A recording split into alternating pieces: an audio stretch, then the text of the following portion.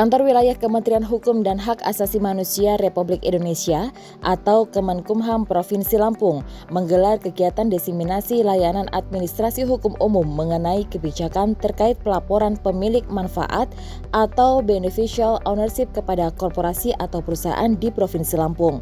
Kegiatan berlangsung di Ballroom Radisson Hotel pada Jumat pagi dan diikuti oleh peserta dari korporasi di wilayah Lampung.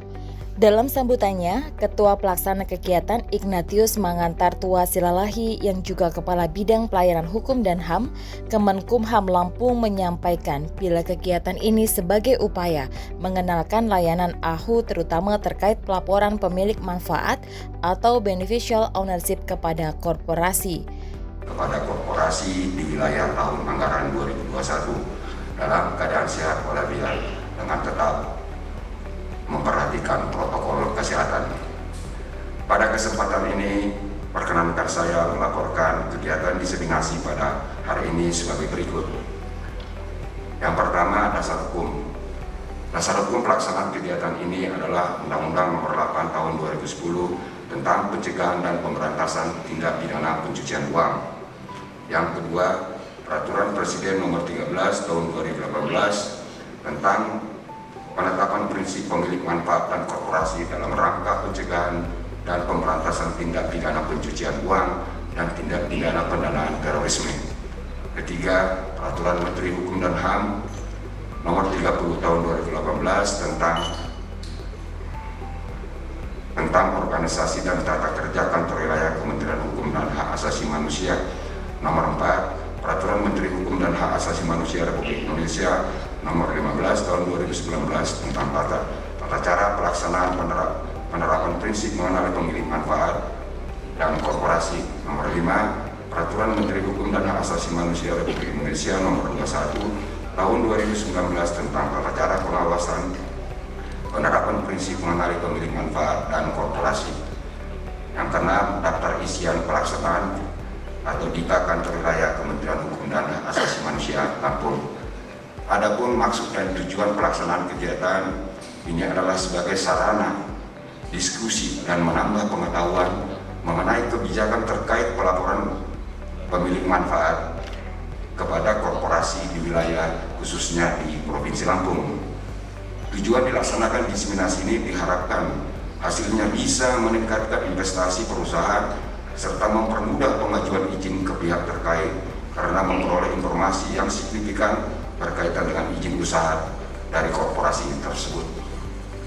Waktu dan tempat pelaksanaan kegiatan diseminasi ini dilaksanakan pada hari Jumat 28 Mei yang bertempat di Hotel Radisson Bandar Lampung.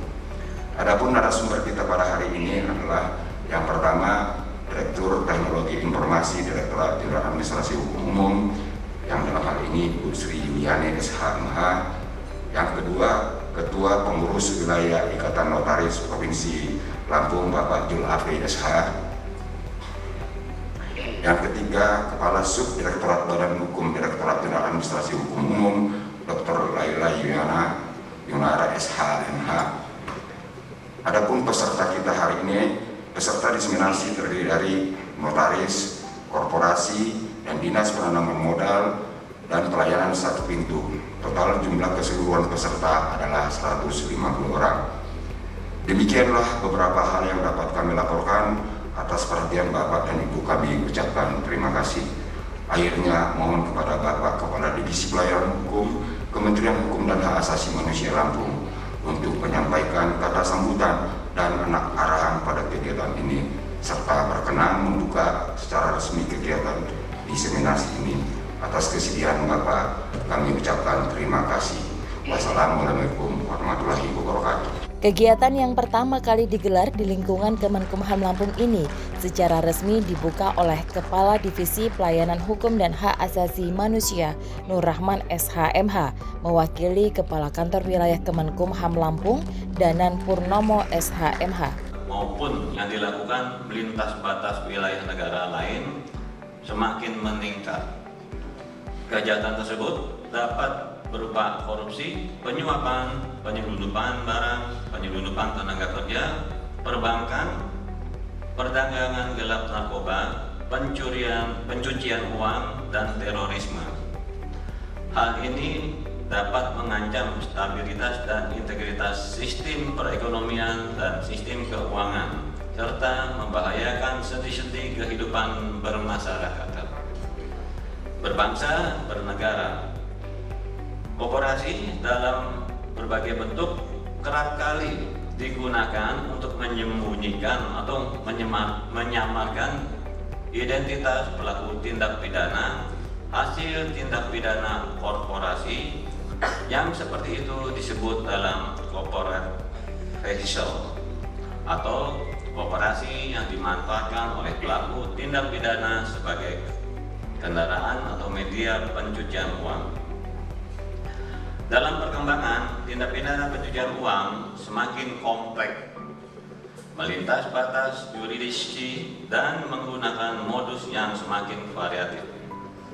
Manfaatkan lembaga luar sistem keuangan bahkan telah merambat ke berbagai sektor.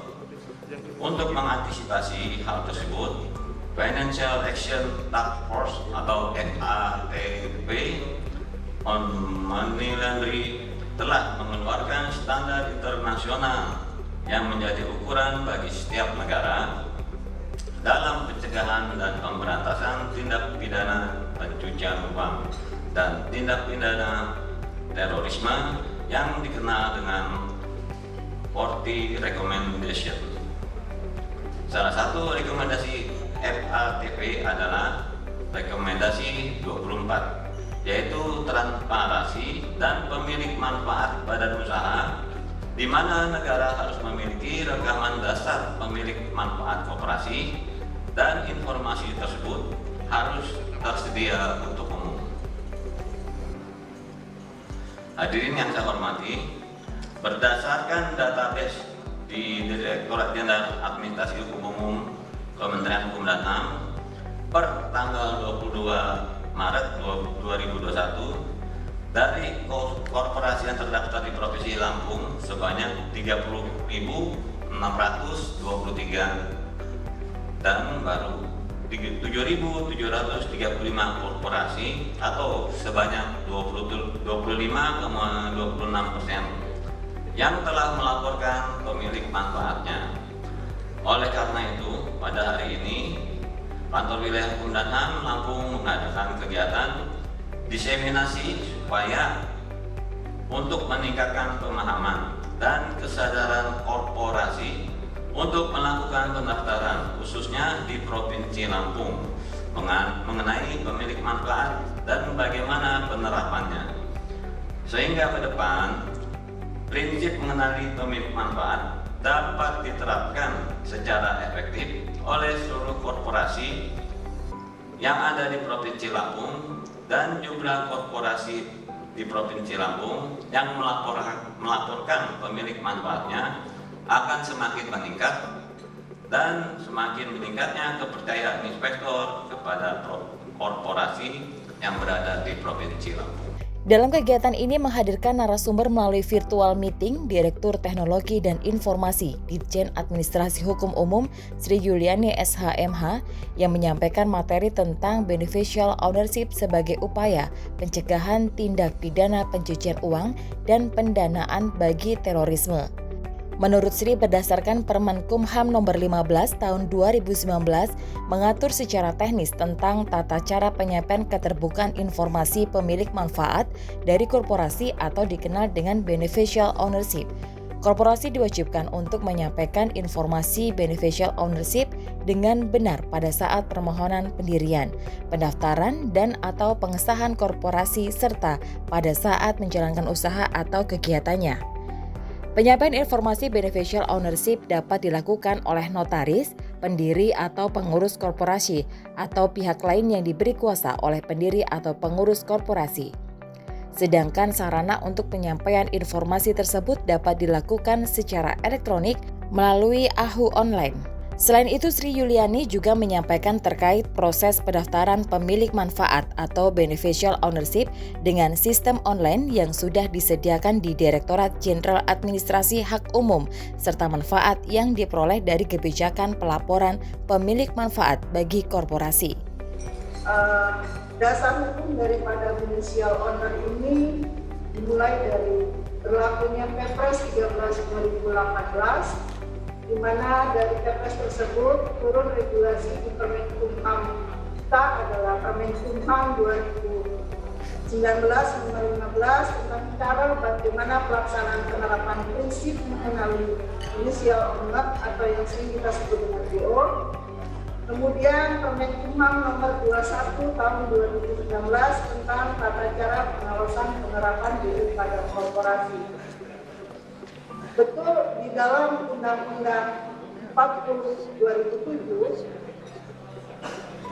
tidak ada kewajiban kita untuk melaporkan pemilik manfaat tersebut. Namun peraturan Presiden ini merupakan salah satu regulasi dari terobosan pemerintah untuk transparansi daripada pelaporan beneficial owner.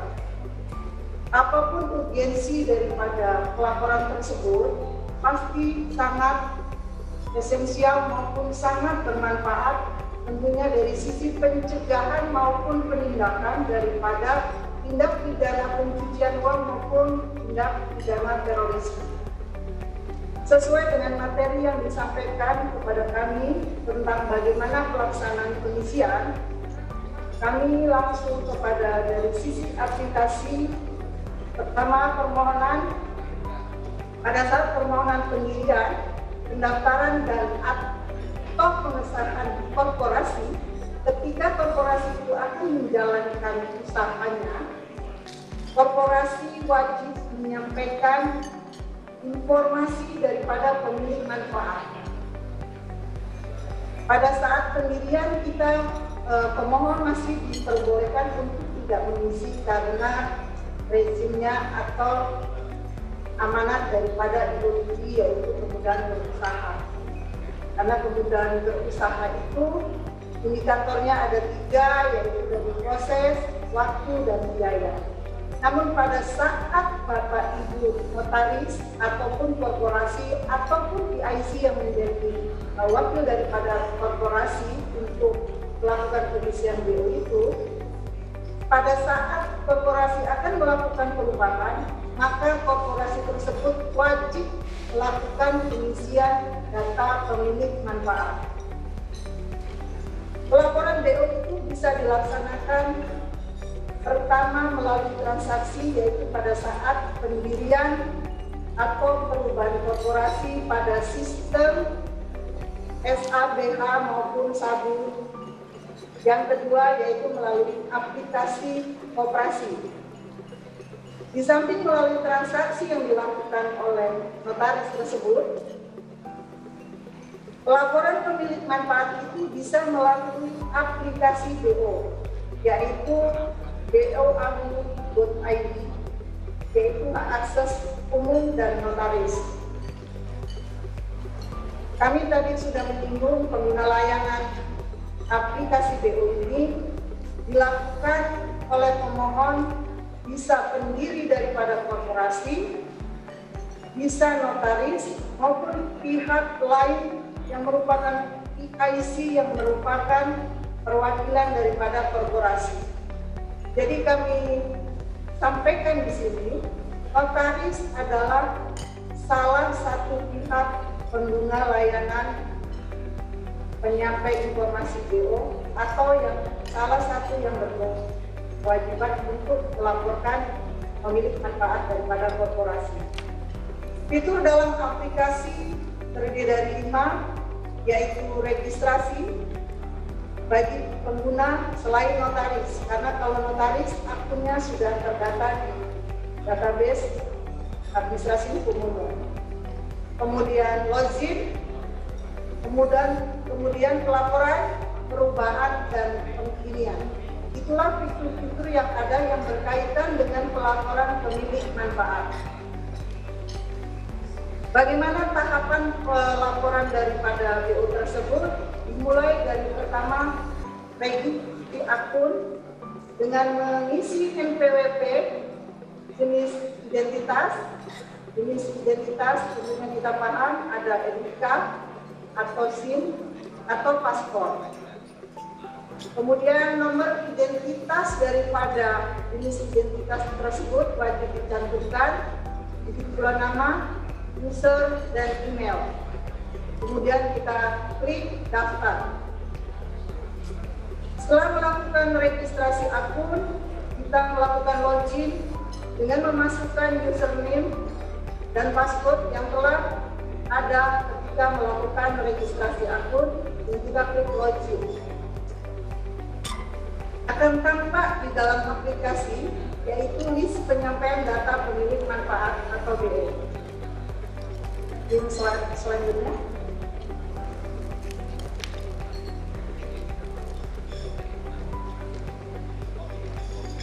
Di dalam list tersebut, Bapak Ibu pemohon langsung memilih jenis penyampaian data. Apakah merupakan pelaporan, atau perubahan, atau pengkinian. Kemudian setelah diisi pelaporan, akan kita maksud kami pemohon mengisi tanggal penyampaian data, jenis korporasi yang akan dilaporkan, nama korporasi, melaporkan sebagai pemohon pengisi daripada pemilik manfaat itu apakah dia selaku pendiri korporasi atau dia selaku notaris atau PIC. Sementara Ketua Pengurus Wilayah Lampung Ikatan Notaris Indonesia atau INI Lampung, Zul April SH menyampaikan materi terkait peran notaris dalam pendaftaran beneficial ownership. Dalam pendaftaran pemilik manfaat atau beneficial ownership korporasi dalam rangka peningkatan investasi di Provinsi Lampung. Jadi sebetulnya BO ini tujuan pemerintah adalah untuk meningkatkan investasi, bukan untuk menghambat atau mencegah investasi. Kita akan bahas, mungkin saya akan perkecil lagi cakupannya, hanya berkaitan dengan fungsi atau peran kami sebagai notaris. Sebelumnya, mungkin rekan-rekan sekalian, biar kita sama-sama sepemahaman, kita harus juga tahu terlebih dahulu, apa itu pengertian korporasi. Pengertian korporasi ini sebagaimana yang ada di pasal 1 Permen-Kumham 15/2009. Korporasi adalah kumpulan orang dan atau kekayaan yang terorganisasi, baik merupakan badan hukum maupun bukan badan hukum. Jadi terorganisasi, baik berupa badan hukum maupun bukan badan hukum. Di kalangan masyarakat saat ini memang masih ada kerancuan bahwa berpikir semua yang terorganisasi itu badan hukum. Dia bilang misalnya ada persekutuan komanditer atau CP. Menurut masyarakat awam yang masih terjadi, CP itu badan hukum. Sebetulnya itu adalah badan usaha. Makanya di Kementerian Hukum dan HAM juga dalam proses pengesahan persetujuan itu ada pemisahan antara sistem administrasi badan hukum dan sistem administrasi badan usaha. Nanti akan kita bahas lebih lanjut. Yang kedua, karena topik bahasan kita mengenai beneficial ownership, yaitu pemilik manfaat dari korporasi. Apa sih sebetulnya atau siapa sih yang dibilang pemilik manfaat dari korporasi? Nah, di dalam Permen-Kumham 15/2019 ini juga dicantumkan secara jelas. Saya nggak berani mendefinisikan, jadi saya kutip, pemilik manfaat adalah orang perseorangan. Jadi orang perseorangan yang dapat menunjuk atau memberhentikan direksi, dewan komisaris, pengurus, pembina atau pengawas pada korporasi, memiliki kemampuan untuk mengendalikan korporasi, berhak atas dan atau menerima manfaat dari korporasi baik langsung maupun tidak langsung, merupakan pemilik sebenarnya dari dana atau saham korporasi dan atau memenuhi kriteria sebagai dimaksud dalam peraturan perundang-undangan. Inilah yang dimaksud beneficial ownership sebagaimana yang ada dalam Permen-Kumham. Sebenarnya prinsip pengenalan pemilik manfaat ini dasarnya awalnya adalah Perpres 13/2018 tentang penerapan prinsip manfaat dari korporasi dalam rangka pencegahan dan pemberantasan tindak pidana pencucian uang dan tindak pidana terorisme. Ini yang menjadi tonggak utamanya. Jadi seperti tadi sambutan Pak Kakanwil Kumham yang diwakili Pak Kadif Yankum, ini dalam rangka Indonesia untuk FATF, bahwa kita diwajibkan untuk ikut di sini. Nah, tujuannya adalah mengidentifikasi pemilik manfaat dari korporasi untuk mencegah dan memberantas pencucian uang dan pendanaan terorisme. Peraturan ini juga ada kaitannya, bisa juga mendeteksi adanya pelarian pajak. Jadi nanti juga akan saya sampaikan kalau waktunya masih ada. Di sini disebutkan bahwa setiap korporasi wajib menetapkan pemilik manfaat dari korporasi dan juga wajib memberikan detail informasi pemilik manfaat yang didefinisikan tadi. Nah, bentuk-bentuk korporasi itu ada perseroan terbatas, ada perseroan komanditer, firma, perkumpulan, koperasi ya. Nah, di dalam Permenkumham tersebut juga dicantumkan bahwa korporasi harus menerapkan prinsip mengenai pemilik manfaat dari korporasi pada saat pertama permohonan pendirian, kedua pendaftaran pengesahan, 3 persetujuan, 4 perizinan usaha. Nah ini kalau tidak salah pesertanya juga ada dari Dinas Penanaman Modal atau perizinan terpadu satu pintu yang nanti ini semua akan connect ke sistem OSS. Jadi antara notaris, Kemenkumham, terus perizinan terpadu satu pintu itu saling terkait berkaitan dengan investasi ini. Sedangkan pihak yang menyampaikan informasi pemilik manfaat kepada instansi yang berwenang itu yang pertama pendiri atau pengurus korporasi, kedua notaris, ketiga pihak lain yang diberi kuasa oleh pengurus atau direksi. Nah di sini undang-undang menetapkan bahwa pendirian korporasi itu harus dilakukan dalam suatu akte otentik yang dibuat di hadapan notaris.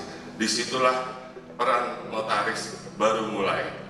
Akte otentik yang dibuat oleh atau di hadapan notaris ini harus dapat menjamin kepastian, ketertiban dan perlindungan hukum. Tugas dan kepercayaan yang dipercayakan kepada negara kepada notaris mengharuskan notaris menegakkan standar etika dan profesionalisme serta peraturan perundangan yang mengikutinya.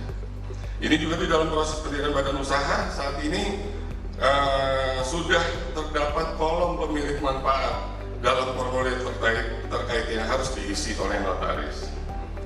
Dan di dalam kami sebagai notaris menjalankan tugas dan jabatan ini berdasarkan Permenkumham 9/2017, kami juga harus menerapkan prinsip mengenali pengguna jasa.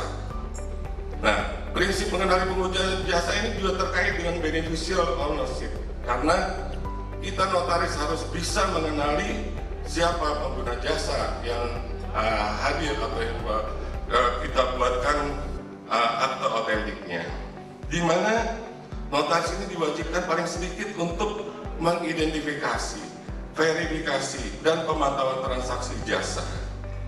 Peran notaris terkait pemilik manfaat atau beneficial ownership dari korporasi ini sebagaimana diatur Permenkumham 9/2017. Yang pertama, memahami profil, maksud dan tujuan hubungan usaha dari pengguna jasa yang melakukan hubungan usaha dengan notaris, serta memahami transaksi yang dilakukan pengguna jasa dan pemilik manfaat dan yang identifikasi dan verifikasi. Kedua, memperoleh informasi pemilik manfaat apabila kliennya adalah suatu korporasi, memperoleh informasi pemilik manfaat dari perikatan lainnya, melakukan identifikasi dalam apabila pemilik manfaat memiliki tingkat risiko terjadinya tindak pidana pencucian uang atau pendanaan terorisme, dan yang selanjutnya menatausahakan dokumen pengguna jasa dan pemilik manfaat. Nah, hal ini yang memang awalnya menjadi pertentangan di kalangan notaris. Kita maklum, dari zaman kita kuliah dulu sering bilang kalau kumpul 3 sarjana hukum pendapatnya bisa 5. Ini juga ada pertentangan, apakah yang dilakukan oleh notaris ini melanggar ketentuan Undang-Undang Jabatan Notaris? Karena di dalam Undang-Undang Jabatan Notaris, notaris salah satunya adalah diwajibkan untuk merahasiakan berkaitan dengan akta-akta yang dibuatnya. Tapi di sisi lain pemerintah meminta notaris untuk melaporkan berkaitan dengan akta yang dibuatnya. Pengurus Pusat Ikatan Notaris Indonesia sudah seringkali melakukan diskusi dengan pihak Kementerian Hukum dan HAM dan sudah diambil kesepakatan dan juga disimpulkan bahwa apa yang dilaporkan berkaitan dengan prinsip mengenai pengguna jasa notaris ke aplikasi terkait. Salah satu aplikasinya yaitu dulu kita notaris ada masuk suruh registrasi di aplikasi GRIPS. Sekarang namanya Go EML, Go Anti Money Laundering. Ini aplikasi ini dikelola oleh PPATK, Pusat Pelaporan dan Analisis Transaksi Keuangan. Manakala notaris menemui dan mencurigai adanya tindak atau transaksi keuangan mencurigakan, maka kami wajib untuk melaporkannya melalui aplikasi Go EML tersebut. Terpisah, Kasubdit Badan Hukum Ditjen AHU menyampaikan materi secara virtual tentang kebijakan terkait pemilik manfaat pada korporasi, di mana dirinya mengatakan bila perlunya beneficial ownership ini agar tercipta iklim usaha yang bersih dan jauh dari upaya pengemplangan pajak seperti pada kasus Panama Papers yang sempat menghebohkan dunia. Dengan adanya pelaporan pemilik manfaat pada korporasi akan memberikan kenyamanan tersendiri bagi pemilik perusahaan. Kegiatan badan hukumnya ya, bukan pengambilan bukan dari sisi penegakan hukum tindak pidananya. Nah, dari untuk itu kami bersama PPATK masih menyusun sectoral risk assessment. Misalnya begini, perseroan apa sih yang risikonya dianggap paling tinggi? Itu dari PPATK itu misalnya menyusun dari data aparat penegak hukum, misalnya yang banyak terlibat, misalnya perusahaan yang terlibat dalam tindak pidana pencucian uang atau pendanaan terorisme, itu perusahaan jenis apa? PMA apa bukan? PMA-nya dari mana? Misalnya seperti misalnya, itu sedang disusun ukuran dari resikonya dulu, baru kita nanti akan menerapkan itu dalam data yang sudah terkumpul dari database korporasi itu. Dan kalau ibu tanya pengawasan, ya dari Perpres 15 juga dari data masih sangat sedikit yang patuh untuk mengisi ya. Nah, kalaupun ada dipakai oleh Agahum untuk penanganan tindak pidana yang mungkin saya tidak kapasitas menjawab apakah data-data yang selama ini mereka butuhkan, baik dari saya sebut kejaksaan, kepolisian ataupun KLPM izin itu mengarah pada satu kasus tertentu.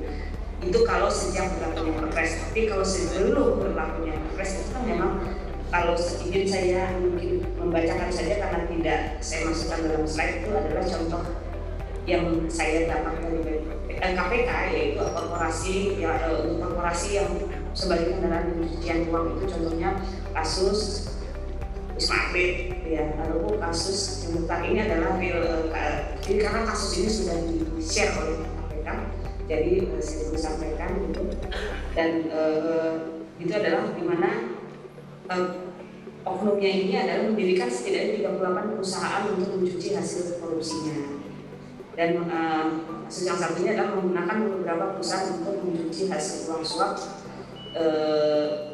dan sekitar ponis-ponis penjaranya aja. Nah, itu memang adalah yang ditangani oleh KPK. Nah, dari itu adalah contoh bahwa ternyata memang ada kan pemilik manfaat dari korporasi, ada arti yang tidak tercatat dalam legal dokumennya. Meskipun dimungkinkan juga mengisi pemilik manfaat berdasarkan memang yang memiliki saham lebih dari 25% dari seterusnya itu. Terima kasih Bapak, saya Mary dari Lampung Pos. Saya akan menanyakan kepada Bapak Zul, tadi belum sempat dijelaskan adalah bagaimana cara mendeteksi pelarian pajak, Pak. Ya, silakan. Assalamualaikum warahmatullahi wabarakatuh. Terima kasih Pak Yuri. Ya. Saya Mas Riyadi dari Radar Lampung. Saya mau nanya, setelah kepada Ibu SN Laila ya, Ibu Laila ya. Ya, Laila.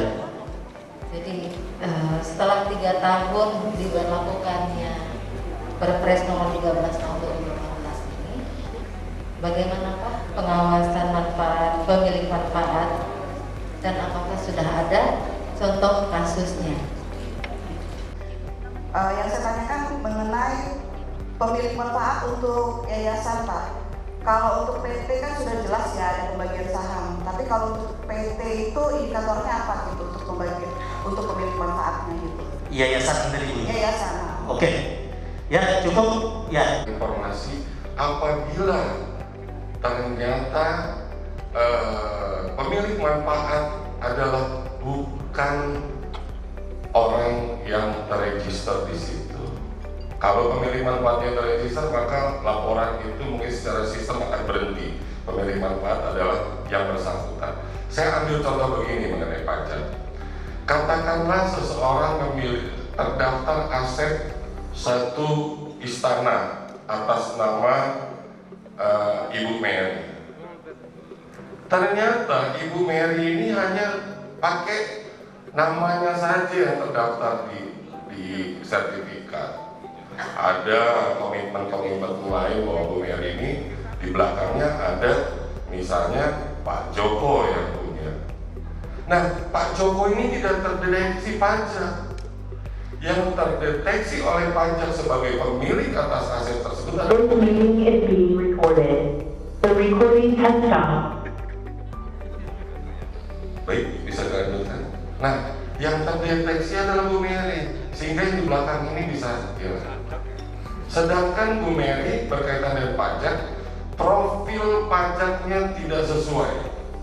Katakanlah laporan pajak dia hanya penghasilan 25 juta sebulan, tapi punya aset senilai 25 miliar. Ini kan akan jadi tanda tanya. Berarti ada sesuatu di sini. Pertama, apakah Bu Mary yang melakukan laporan pajak tidak benar? Kedua, apakah memang ada orang di belakang Bu Mary yang benar-benar mempunyai aset tersebut? Sepanjang kita bersih, Bu Mary sampaikan bahwa aset ini saya peroleh dari warisan, dari kakek saya, nenek saya, laporkan. Maka negara juga akan menganggap itu bersih. Tapi kalau tidak bisa dibuktikan dari mana asal usul itu, maka ini akan dikejar. Saya rasa itu ya, Bu Mary ya. Terima kasih.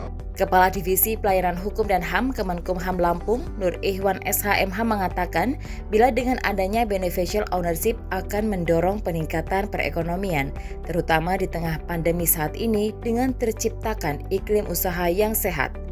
Yang jelas, alhamdulillah hari ini kita sudah melaksanakan kegiatan sosialisasi terkait dengan pelaporan pemilik manfaat ya, atau BO, beneficial ownership yang dilaksanakan pada hari Jumat tanggal 29.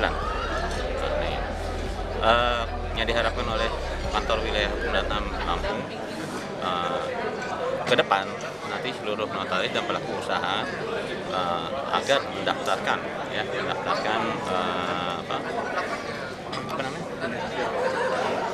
pemilik manfaat PO itu kepada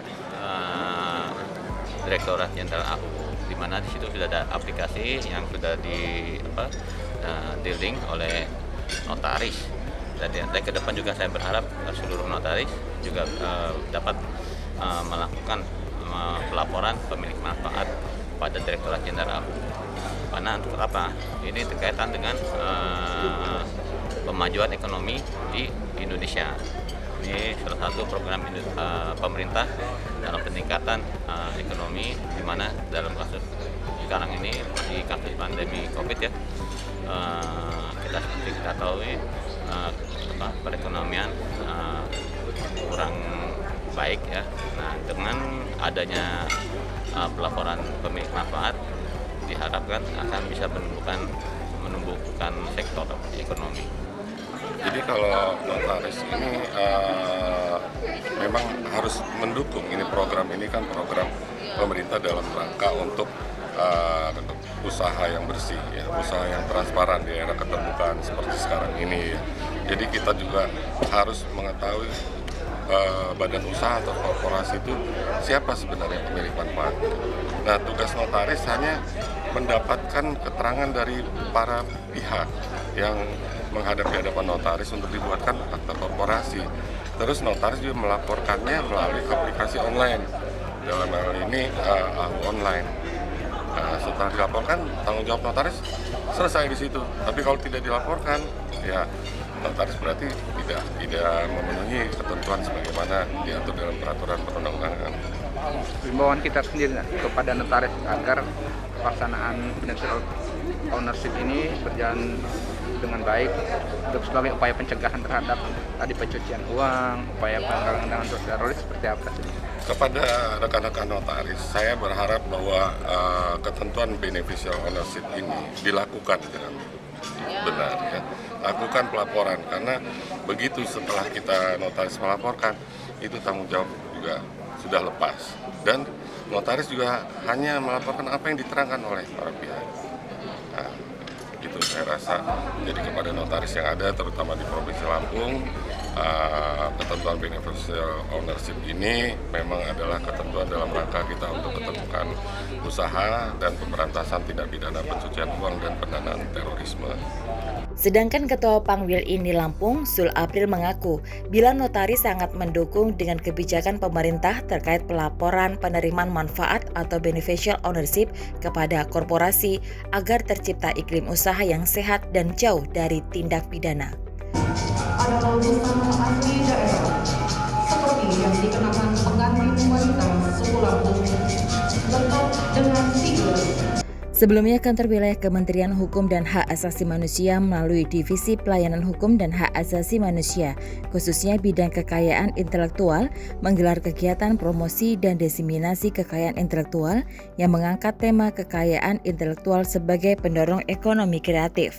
Hadir dalam kegiatan ini Direktur Jenderal Kekayaan Intelektual Direktorat Jenderal Kekayaan Intelektual DJKI Dr. Freddy Haris, Kepala Kantor Wilayah Kemenkumham Lampung, Danan Purnomo SHMSI, Daulat P. Silitonga yang merupakan Direktur Kerjasama dan Pemberdayaan DJKI, tamu undangan dan perwakilan peserta.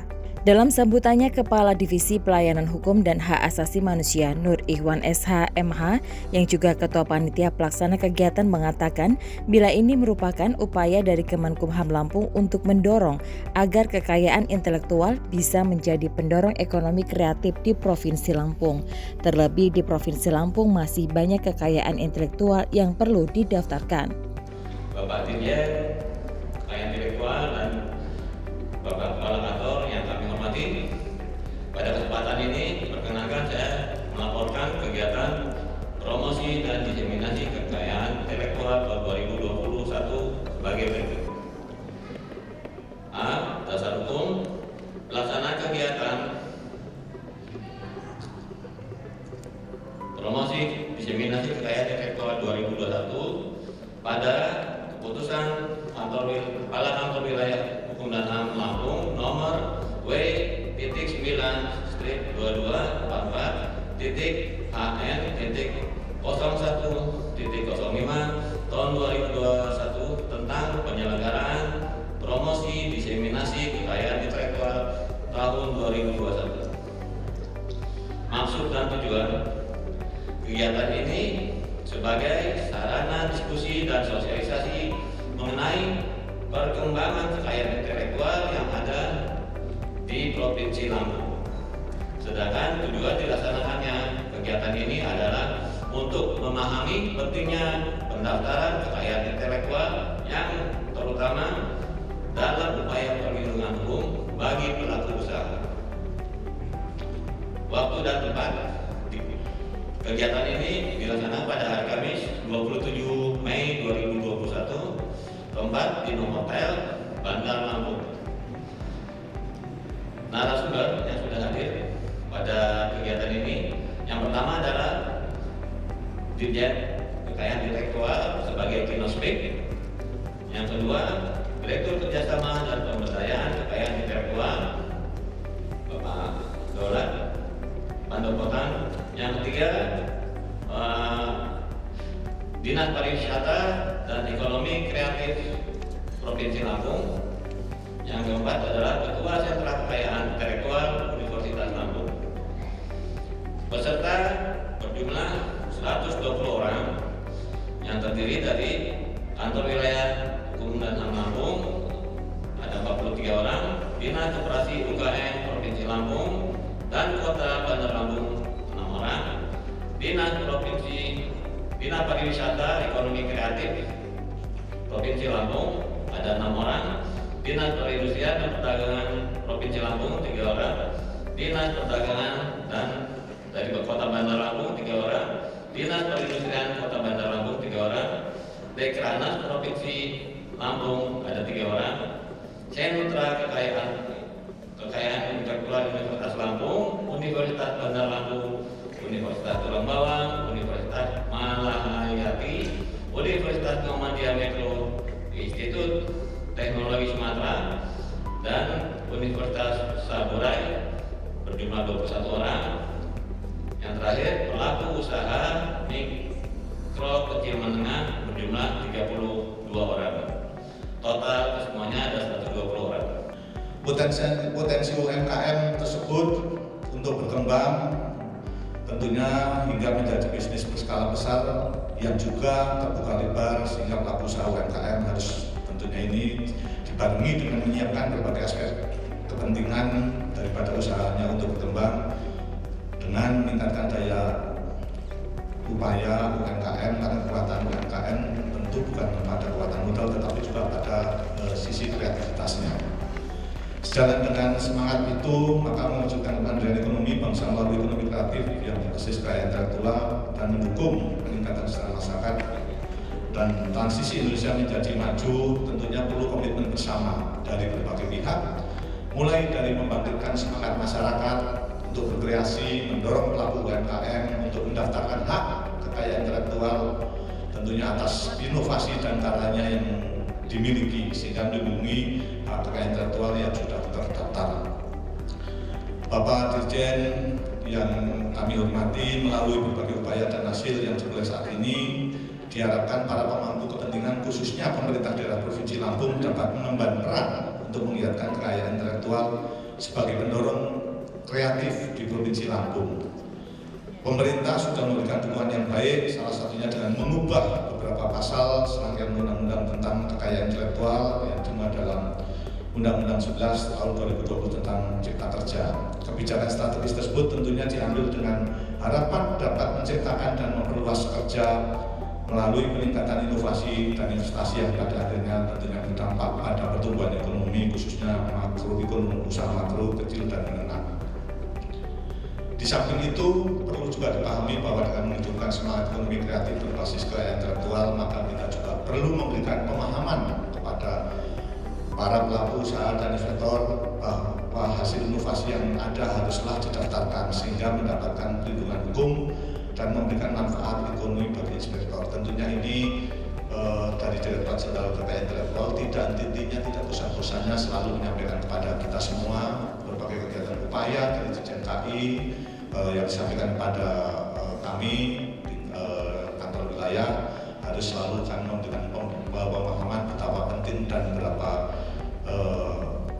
perlunya perlindungan hukum atas inovasi maupun manfaat ekonomi bagi para inventor.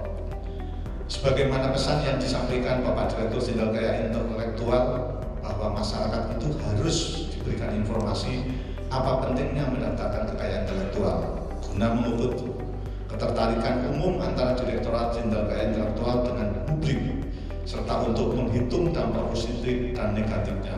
Tentunya di dalam sosialisasi kekayaan intelektual juga harus dimulai dari hak ekonomi, sosial budaya. Tidak ada lagi kekayaan intelektual tanpa nilai ekonomi. Nilai ekonomi inilah yang membawa kemakmuran suatu bangsa.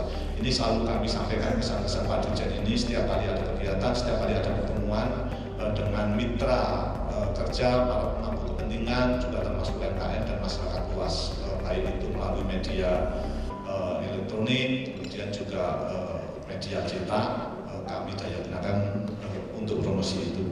Dalam kesempatan ini, Direktur Kekayaan Intelektual Dr. Freddy Haris pemaparannya mengatakan bila kekayaan intelektual menjadi hal yang sangat penting. Kalau karena dari semalam saya mempersiapkan beberapa hal, jadi saya memang bisa mengganti ini ke dalam bahasa Lampung harus jadi bahasa. Jadi negara itu kenapa KAI ini penting? Karena seluruh negara maju itu KAI-nya ada di depan. Boleh sebut mau namanya Amerika, Jepang, Korea, Eropa, terakhir China. China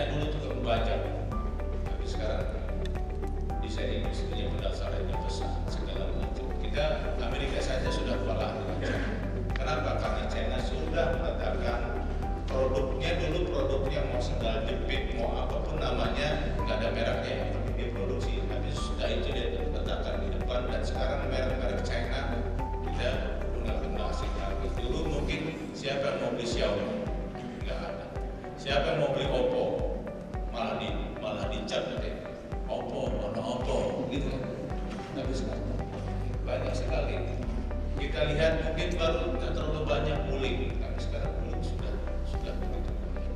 Jadi pentingnya kekayaan dan kekayaan intelektual seperti apa yang dikatakan oleh Pak Fadil tadi. Kekayaan intelektual pasti berhubungan dengan ekonomi, pasti.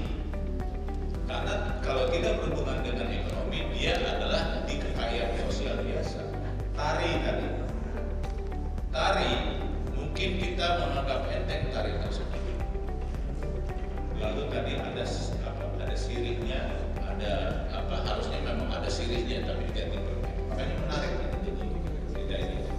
Tari bapak-bapak mungkin biasanya ya biasa saja dengan tari itu, karena bapak-bapak tiap hari melihat tari itu di acara pengantin, di acara ini, acara itu segala. Tapi kalau tari itu tidak didaftarkan sebagai KIK, tiba-tiba orang Malaysia menarikan itu, tiba-tiba orang Singapura, tiba-tiba orang Filipina mengatakan itu adalah tarian kami abang. Jadi persoalan.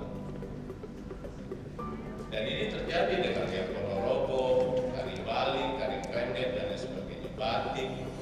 Makanya betapa pentingnya perlindungan. Dan saya terima kasih kepada Kepala Dinas Pak Asep, Pak Indra datang dan teman-teman dari Dinas Kota Lampung datang. Lindungi Bapak, lindungi. Caranya melindungi adalah mendaftarkan dan mencatatkan. Tanpa mendaftarkan dan mencatatkan, Bapak lapor ke kami bingung karena nggak didaftarin, nggak dicatat. Tari itu adalah yang sederhana, tanpa didaftarkan, tanpa dicatatkan. Kalau dia tidak dicatatkan di kami, dia hanya menjadi hak budaya biasa. Daftarnya di Dirjen Kebudayaan, tempatnya Pak Hilman Farid. Saya katakan di sini, negara yang mau maju gitu kan, mereka pasti meletakkan intellectual property-nya di depan. Ya. Pemerintah dan institusi harus kerjasama, nggak bisa juga dibiarkan masyarakat udahlah segala macam. Tadi contoh penerima merek, tadi ada salah yang fashion siapa tadi? Penerima fashion apa?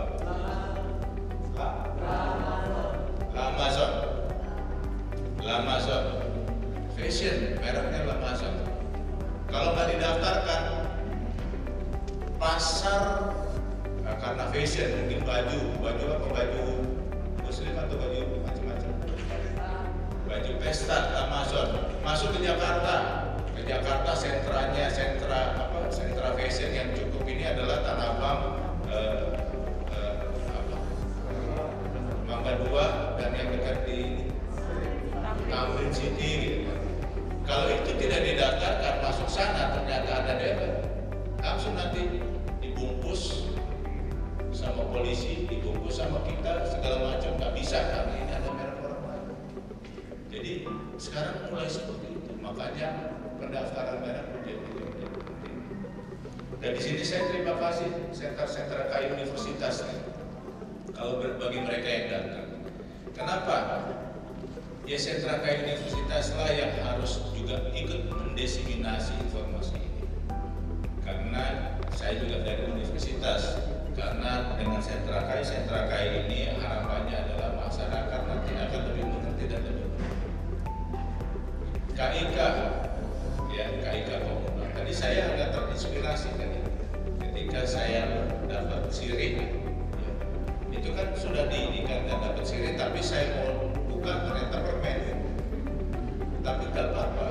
Bayangkan kalau permen itu sebenarnya dibungkus permennya itu jadi seperti sirih tapi permen. Tapi kan artinya nilai budayanya tetap ada. Kita bisa makan seolah-olah itu sirih, kita bisa makan seolah-olah itu daun sirih. Direktur Kekayaan Intelektual Dr. Freddy Haris didaulat untuk membuka kegiatan yang ditandatangani pemukulan gong bersama para pembicara dan Kepala Kantor Wilayah Kemenkumham Lampung.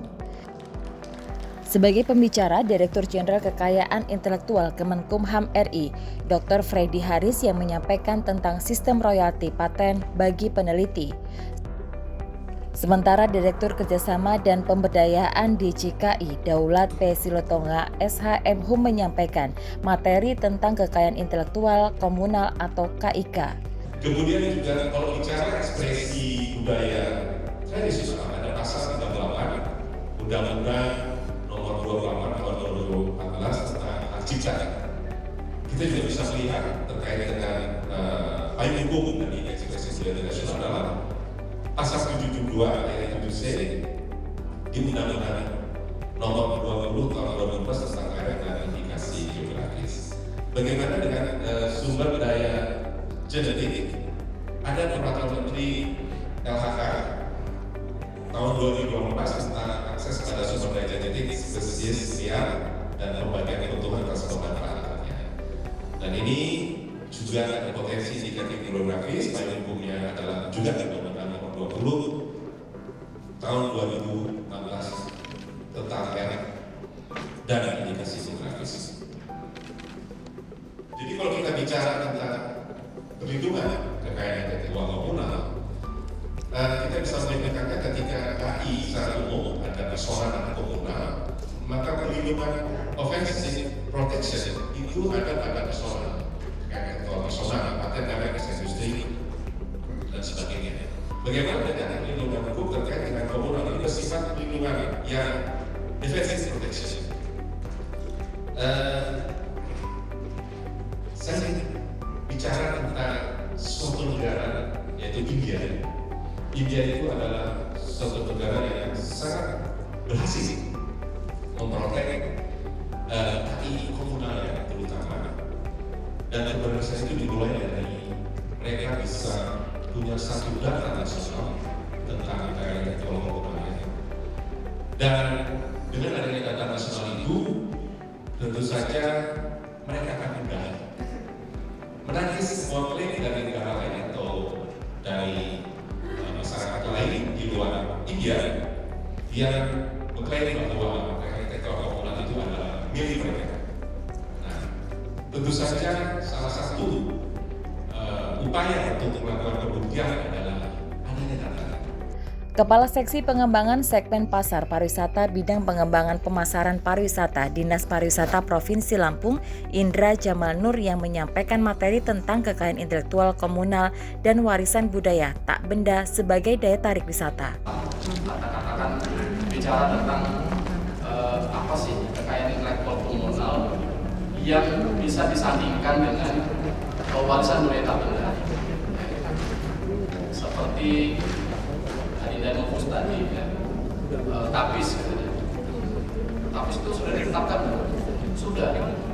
TAPIS itu pertama kali karya budaya yang ditetapkan oleh Kementerian Pendidikan dan Kebudayaan dari Provinsi Lampung tahun 2013. Jadi TAPIS sudah ditetapkan.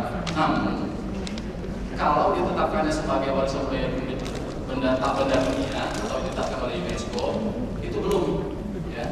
Jadi masih proses panjang banget. Seperti saya bilang tadi sama Bang Mizano tadi, saya kok ada sedikit ganjelan ketika TAPIS ini disebut sebagai warisan budaya tak benda dari Indonesia, dari Lampung. Kalau Bapak Ibu klik Google, cari kata TAPIS itu sama persis artinya Sulama. Nah, apakah jadi proses panjang itu kita sama itu tentang TAPIS itu ditetapkan sebagai warisan budaya tak benda dari Indonesia, dari Provinsi Lampung. TAPIS ini secara diksi dia ada tulisan TAPIS, dan itu apakah mungkin itu dari tapestri? Kalau dia ada tapestri berarti ada yang terlama sebelum TAPIS. Artinya kita harus menguatkan informasi tentang TAPIS itu sendiri, ya. TAPIS itu sendiri harus kita kuatkan. Ada lagi pertanyaan tadi, ini berkaitan dengan komunal tadi ya. Sulam khusus itu sudah ditetapkan sebagai warisan budaya tak benda itu kalau nggak salah di tahun 2015 dari Provinsi Lampung. Terus kita bilang, saya udah pernah mikirin itu duluan, saya mau tuntut lah, itu nggak bisa karena kita nggak pernah mengekspresikannya. Kalau kita punya produknya atau kita menuliskan resepnya, nggak bisa kita klaim. Jadi harus ada ekspresinya. Pertama itu ya kita. Dan ini sebetulnya berlaku untuk kekayaan intelektual secara umum. Dia harus diekspresikan, ya harus dinyatakan. Mau bentuknya apapun. Makanya kalau misalnya ngaku-ngaku merek tapi nggak pernah dibuat mereknya, nggak pernah didaftarkan, tidak pernah dinyatakan itu punya saya, ya pasti nggak bisa ngaku. Nah kemudian, di sini definisi lainnya ya, pencipta adalah seseorang atau beberapa orang secara sendiri-sendiri atau bersama-sama menghasilkan suatu ciptaan yang bersifat khas dan pribadi. Nah ini perlu dipahami bahwa kekayaan intelektual itu belum tentu milik individu saja, tapi juga bisa bersama-sama ya. Makanya kita temukan kalau beli buku, pengarang ada 2-3 orang, 1 orang itu nggak ada ya. Kemudian ciptaan adalah setiap hasil karya cipta di bidang ilmu, pengetahuan, seni, dan sastra yang dihasilkan atas inspirasi, kemampuan, pikiran, imajinasi, kecekatan, keterampilan, atau keahlian yang diekspresikan dalam bentuk nyata. Ya, kita lagi-lagi tadi bentuk nyata. Jadi kalau punya produk, dihasilkan produknya. Ya. Nah, hak cipta ini terdiri 2 hak. Hak eksklusif, ya, hak moral, dan hak ekonomi. Jadi hak moral itu ya misalnya kita desain sebuah motif tapis ya, kita nyatakan ini adalah desain kita, ada orang lain yang tiru hak moral kita ya, lalu kita bisa bilang Anda nggak boleh mengaku itu saya yang buat ya, itu hak moral saya bahwa hanya saya saja yang boleh mengaku bahwa saya yang buat desain tersebut, itu hak moral ya. Hak ekonomi bagaimana? Ya, kalau Anda pakai desainnya bayar dong ekonomi ya. Oke, lanjut. Oke. Ya, terus saja lah ya. Nah, ini dia ya tentang hak pencipta, hak moral dan ya ini hak ekonomi ya, salah ketik. Sorry. Hak moral, hak yang melekat secara abadi pada diri pencipta. Makanya kalau nulis buku gitu ya, satu buku saya selalu berusaha kalau bisa kita kalau pemikiran tulis dalam sebuah buku, sebuah artikel tulis akan abadi namanya, tapi tulis yang bagus. Kalau tulis yang jelek ini tercoreng namanya secara abadi ya. Jadi dia hak moral membolehkan dia untuk mencantumkan atau tidak mencantumkan namanya, boleh saja. Kemudian boleh bahwa tiap daerah punya keunikan tersendiri, tiap daerah punya potensi, tapi biasanya nggak dilindungi karena mungkin belum tahu atau memang menganggap bahwa ini adalah belum prioritas. Saya katakan tadi begitu banyak Lampung sebenarnya punya kekayaan intelektual. Pertama adalah kekayaan intelektual komunal, ya, dari tari-tarian dan sebagainya. Lalu indikasi geografis tadi juga ada damar, ada macam-macam yang bisa diolah. Di sini juga begitu banyak industri. Tapi yang paling penting adalah UMKM. Karena UMKM dia sebenarnya menjadi bagian dari penopang ekonomi yang real. Kalau industri-industri besar itu dia bisa survive sendiri, tapi kalau UMKM memang harus di-driven dari pemerintah daerah. Makanya saya bilang pesan betul sama Pemda, baik provinsi maupun kabupaten atau kota, itu betul-betul concern sama UMKM yang mau tumbuh, ya, karena disitulah memang kekuatan ekonomi kita nanti. Untuk perspektif, ya, untuk perkembangan perspektifnya Pak di Provinsi Lampung seperti apa? Di Lampung udah banyak pendaftaran KI, tapi memang harus ini. Dan yang kedua juga saya akan sampaikan, Lampung kan punya banyak universitas, sekolah tinggi. Nah di situ pemerintah daerah, universitas dan UMKM kerjasama. Tadi seperti contoh yang saya katakan tadi, sederhana mungkin ya, ketika tari-tarian tersebut memberikan sirih kepada saya, tapi sebenarnya saya juga nggak keberatan untuk makan sirih itu kan. Tapi yang pas saya lihat yang saya buka dalamnya adalah permennya mereknya Kiss gitu kan. Artinya di sini kan bagaimana kalau kita ciptakan permen yang seperti sirih, artinya budaya tetap ada ya, tidak terinikan, tapi orang yang makan juga dengan rasa yang tidak menyengat. Jadi itu kan kreativitas dan inovasi. Mengenai kekayaan intelektual ini, kami tetap selalu meningkatkan. Pertama adalah kesadaran masyarakat untuk segera mendaftarkan karena itu berkaitan dengan hukum. Yang kedua juga ini keterkaitan dengan peningkatan ekonomi kreatif. Jadi ini adalah sosialisasi yang kedua yang kita lakukan pemahaman dan sebagainya. Kemudian yang ketiga adalah memberikan kepada masyarakat bahwa proses dan prosedur untuk pendaftaran itu sangat mudah. Jadi yang itu yang menjadi dengan demikian makin banyak yang mendaftar, perlindungan hukumnya makin tinggi, kemudian tentunya ini berakibat pada dunia usaha yang besar. Kegiatan ini berlangsung lancar dan tertib dengan tetap mengedepankan protokol kesehatan. Jeffrey Ardi, David Sihotang melaporkan.